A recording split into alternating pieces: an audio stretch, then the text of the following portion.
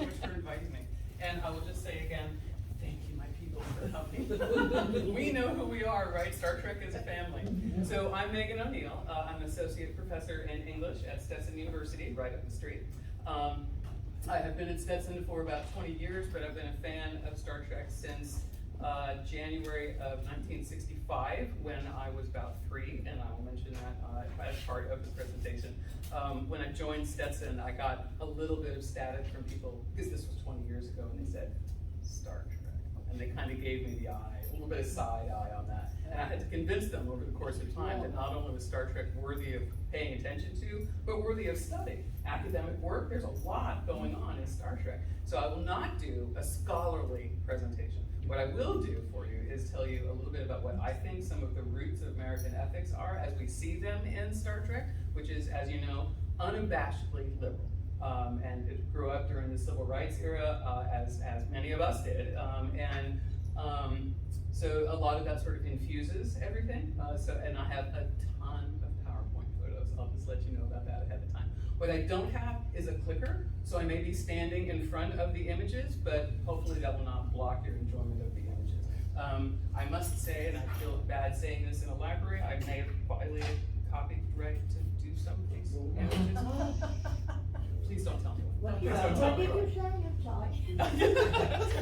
Nobody take any notes about that, please. I don't want to hear about it. So I'm just going to go ahead and get started. It is more or less a lecture, but I should be done, and there should be plenty of time for for some discussion and some sharing. Do you really? Awesome. Put that into USB. Oh my goodness! Available. You are everything. Thank you.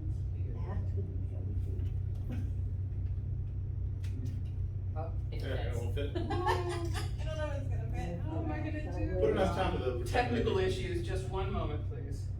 And you need the power strip, that shelf down. Can we put the podium next to Oh, it? of course, I've knocked all of Put it these on the off. shelf down below. You think? Oh, yeah, of course.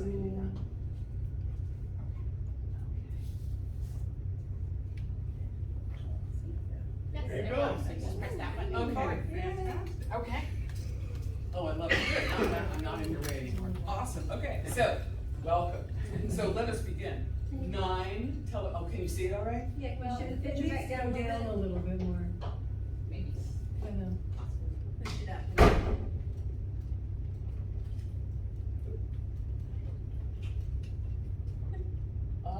Pull the cart back about 3 or 4 inches, that might do it. Now, look, No, you you got to put it over it. Well, George. For someone who talks about Star Trek all the time, I'm woefully inadequate when it comes to technology. more if you can. Awkward. I'm afraid it's gonna fall. Your laptop, the little, over the edge, maybe too much. Is that okay? Good It's a library. little tilted. Well, we don't want to have the heads cut off of the picture. No, but I don't think you will. I think that's gonna be okay. I'm trying to remember all of the images, but I've probably got 100 or so on here, so.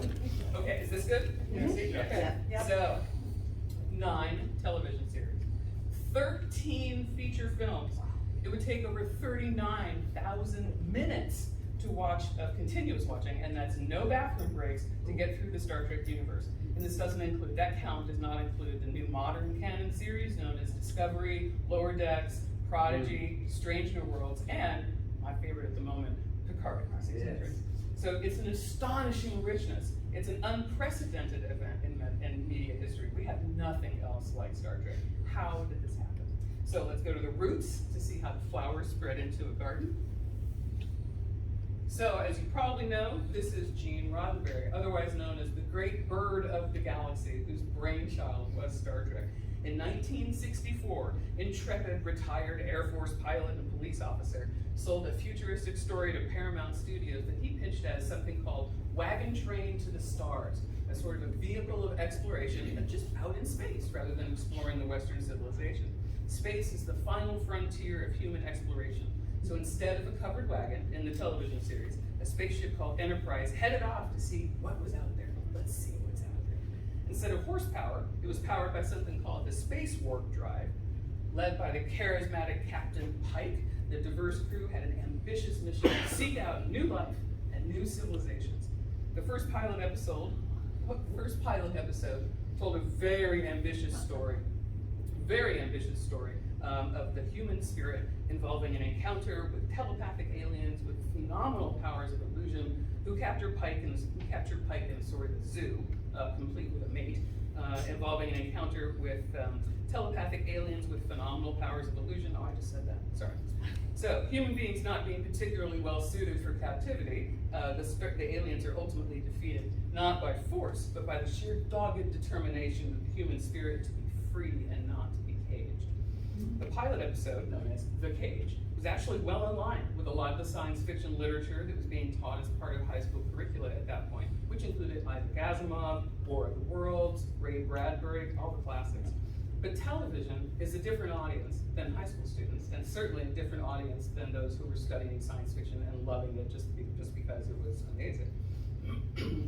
The televised science fiction series of the time, with the exception of something called The Outer Limits, which you may remember, is best remembered by the comedies, like My Favorite Martian, how about Lost in Space, and one I don't have a picture of, Jetsons. Still no flying cars, but we have self-driving cars, so maybe we're getting there.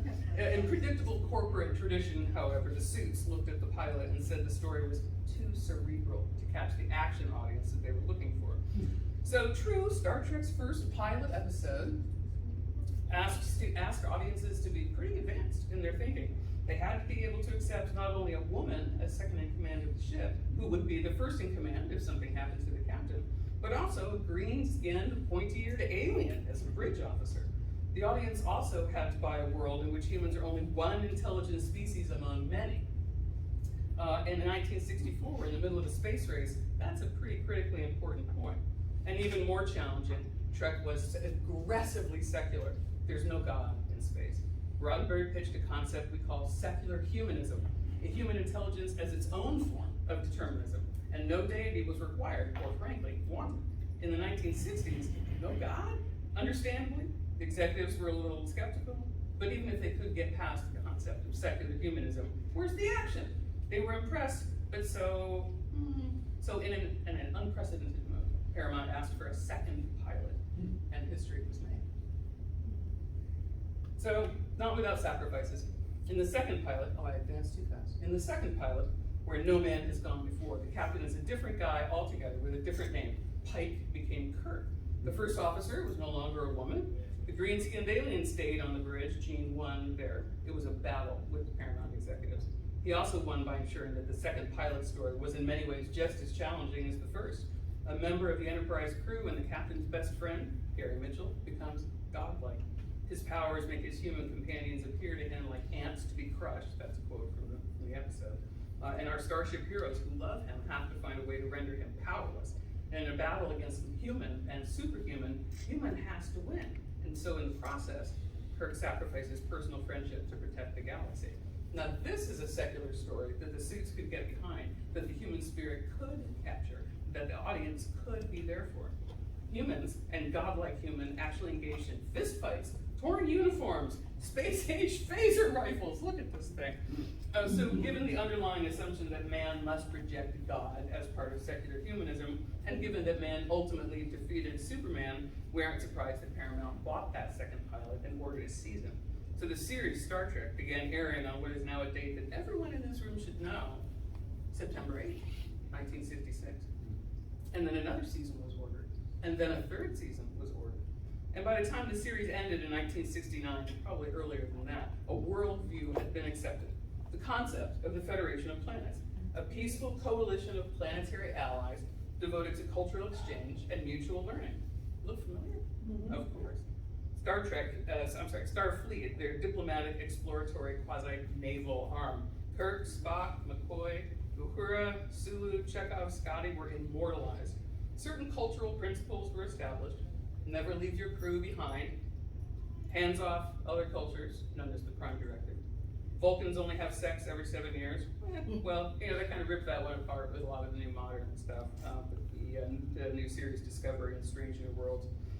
The engines are almost on the verge of blowing up. The shields are almost always about to come down. Aliens are not always enemies. Remember this scene?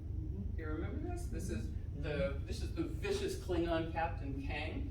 discovering that laughter will actually drive out even more horrible aliens than Klingons. Engineers can fix anything. Unnamed characters wearing red shirts, expendable, especially if they go down to visit a planet's surface. And I can't talk about Star Trek culture without noting that the setup for the original series, specifically the deep and unshakable friendship between Spock and Kirk, the ultimate bromance, led perhaps inevitably to the fan-based storytelling we now call fan fiction, or fanfic for short. A subset of fanfic is /fic, which assumes that there's an erotic relationship between two canonically straight characters.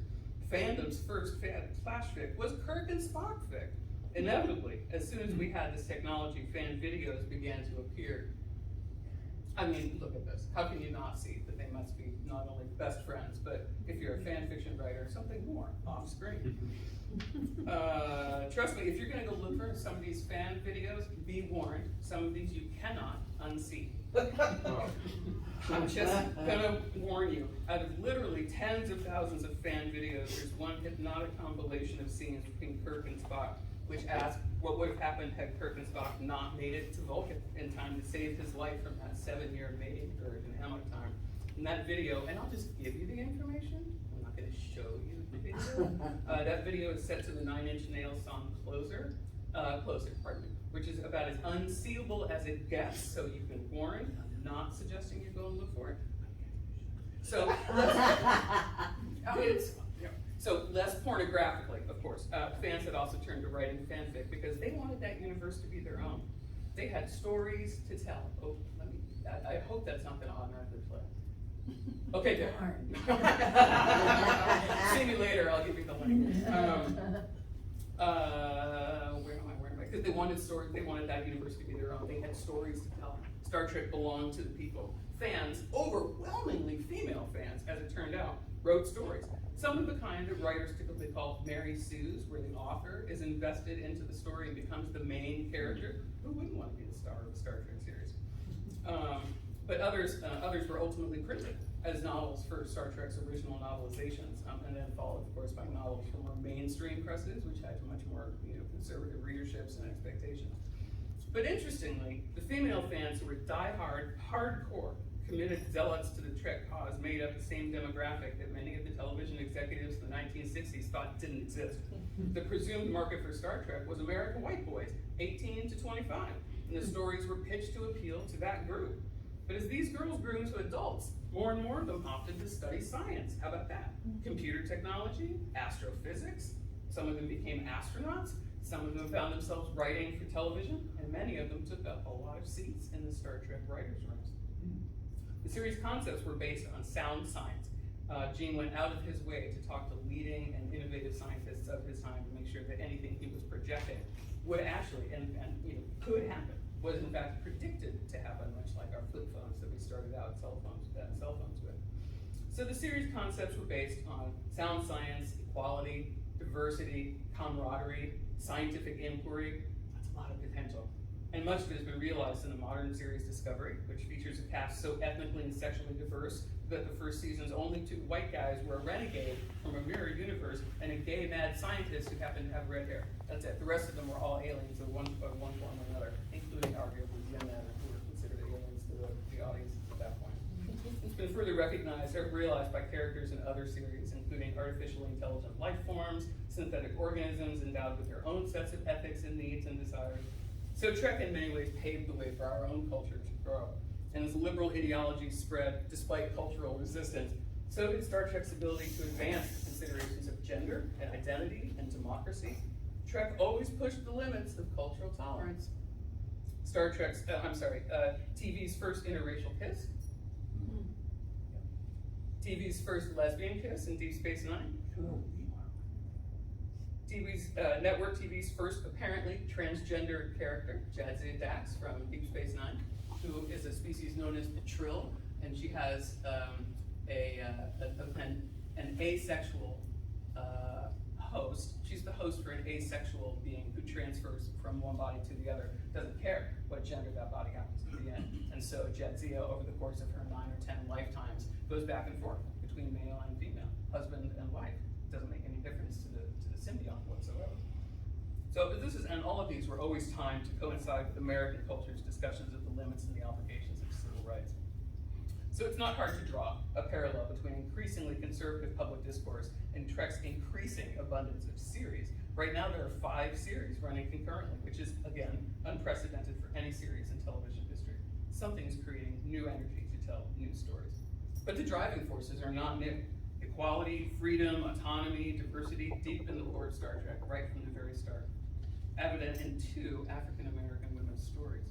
The actor who played Uhura, Michelle Nichols, she wanted to quit the series after the 2nd season because she was getting her roles, her lines were getting consistently reduced. She couldn't see the point. She was opening hailing frequencies all the time. She had nothing to do.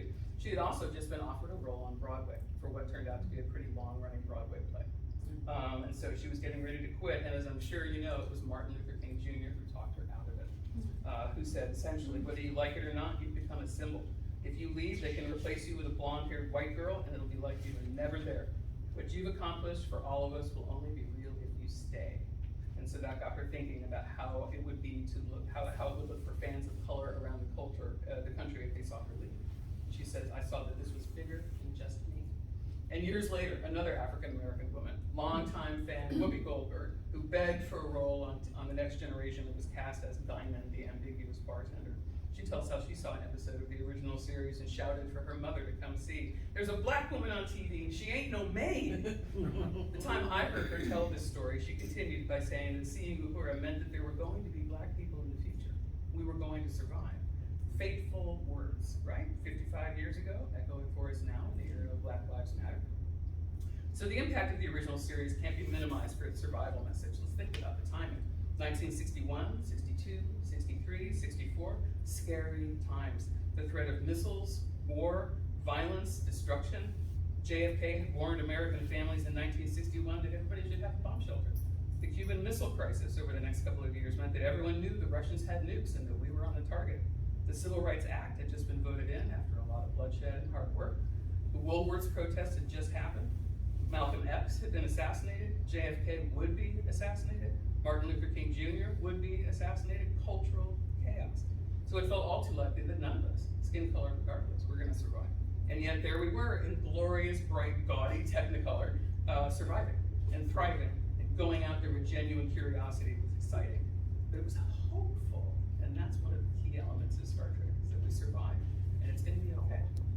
After 1973, there was a creative hiatus. I'm going to skip over the animated series for now.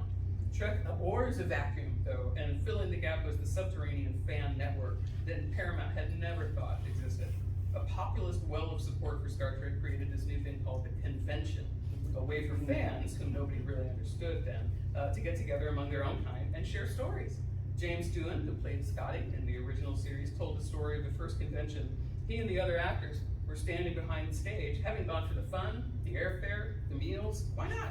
Not expecting much, maybe 100 people, and they walked out from behind the stage curtain to see a teeming sea of humanity, thousands of people, deafening the actors, surprising the hell out of them.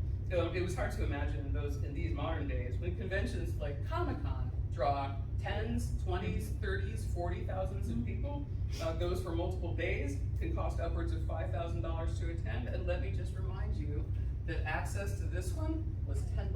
$10, and $5 if you were 12 and under. But to get into Comic-Con now, you have to be entered in the lottery to get tickets. And then, and it can cost, like I said, $5,000, and that's before you start buying all the merchandise or selling your own. So, or making your cosplay outfit, that too is important. So fandom was born of Star Trek, literally born of Star Trek. Fandom incorporated the growth of fanzines and costume making and tribble collecting and the writing of fanfic. Star Trek fandom was basically the birth of the American geek, whose exploitable pockets and insatiable appetite for Trek finally generated a major television series called, touchingly and hopefully, Star Trek: The Next Generation. Debuted in 1987 with a pretty fantastically tricked out ship, a multi-million-dollar episode budget. Look at this, look at this. There's no way they could have managed this in the 60s. We didn't have the technology, they didn't have the money. The cheapness of the original series props are legendary, right? But none of that was happening here for for Next Generation. And Next Generation showed us a world in which the geeks had inherited the earth. So Next Gen aired from 1987 until only 1994, just a little bit short of what we wanted. Some of us would want Star Trek Next Generation to go on forever. And for those of you who believe that, please watch Star Trek Picard season 3, where you see some familiar faces. So radically changed our perceptions of science fiction, as did the episodes of Deep Space Nine from 1993 to 1999, the Voyager era from 1995 to 2001. Each new series built on the solid underpinnings of this Trek universe while telling stories about the human spirit that resonated. Stories that captured each generation's particular angst, particular zeitgeist. As a change from Kirk's hands-on, kick-ass cowboy diplomacy, Next Generation was a kinder Trek, a gentler Trek. Captain Picard and his crew negotiated truces, established diplomatic relations, debated issues. Kirk would give orders. Picard would take discussion. Captain Picard and his crew negotiated, Deep Space Nine's commander, Ben Sisko, not only a black man in command, but a single black father who had his son with him on the space station. Voyager's captain was, finally, a woman, Captain Janeway, tasked not only with unifying her own divided and rebellious crew, but with bringing them home through hostile territory where they could rely only on themselves and whatever allies they could find, or blackmail, or bribe. That journey also cost them more shuttlecraft than they actually carried, but who's counting? So, televised Trek reflect the living map of the American social conscience, moral and ethical divides, and critical zones of debate. Each hour taught a lesson, including what it means to lose. And each series introduced new antagonists of the Enterprise and of the Federation, each one reflecting something significant to American culture at that time. Nothing will ever match the bitter enemy of Kirk known as Khan Noonien Singh, the genetic superhuman who nursed a grudge against Kirk for so long that they had to make a film about it. And then J.J. Abrams did the same film, although with a twist, 2008 or so. So Next Gen's continuing bad guys were not weak at all. The Klingons, the Romulans, perhaps most terrifying of all, the cybernetic juggernauts known as the Borg, the seemingly unstoppable shapeshifters known as changelings who had their own genetically modified army. These are Romulans in the back and the Jem'Hadar over here, the big lizardy, scaly guys. These concepts make us think about military governments, but more about the lines between human and machine, lines that we're starting to think about now.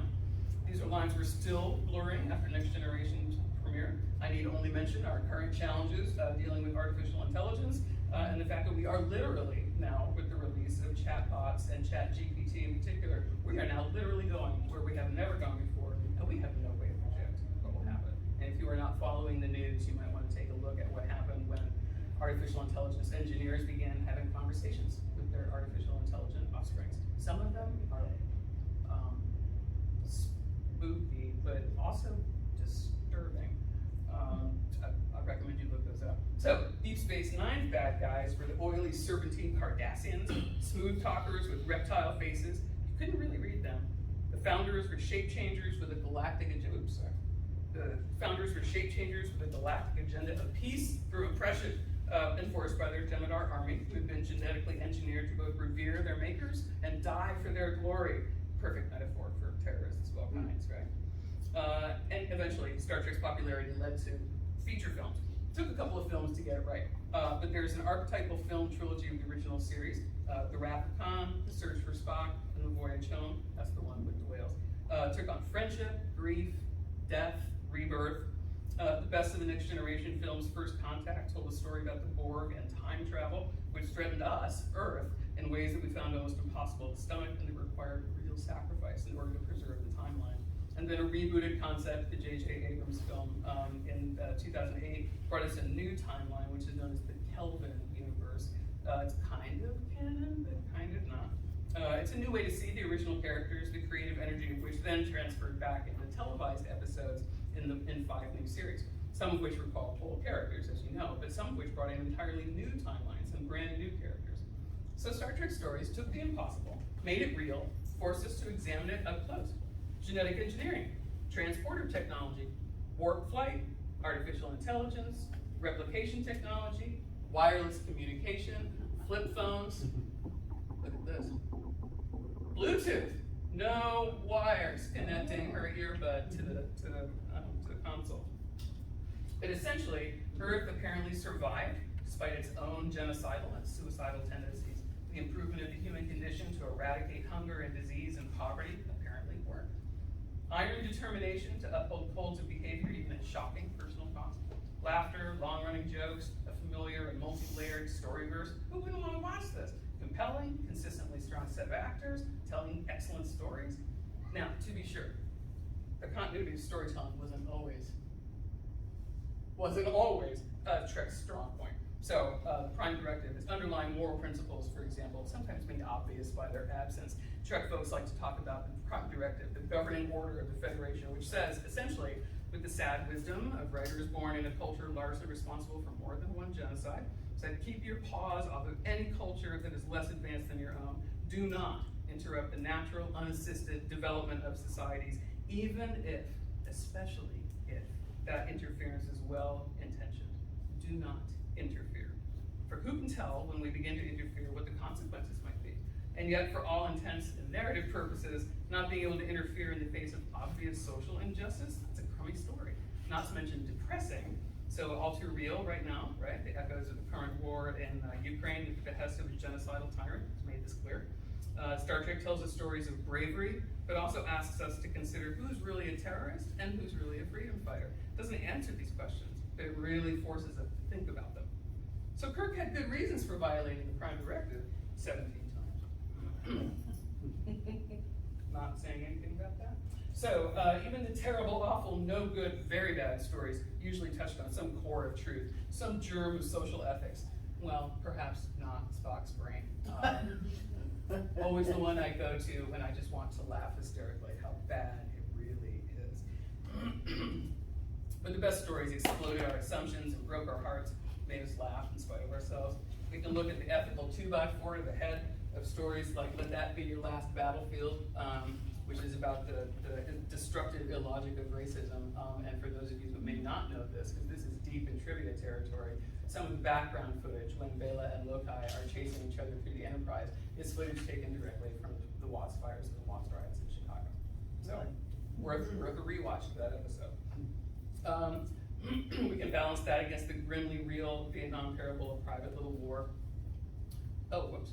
What happened to my slide? I had a great slide of Kirk there. All the sex and violence in the story of Private Little War can't disguise the impossible choices cultures and governments have to make.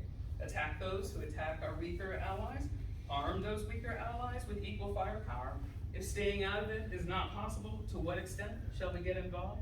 How long can we maintain that involvement? This is a set of questions we ask with increasing urgency today. All we need to do now is look at the daily headlines of U.S. interactions with other sovereign powers. It's no accident that the flag of the United Federation of Planets looks strikingly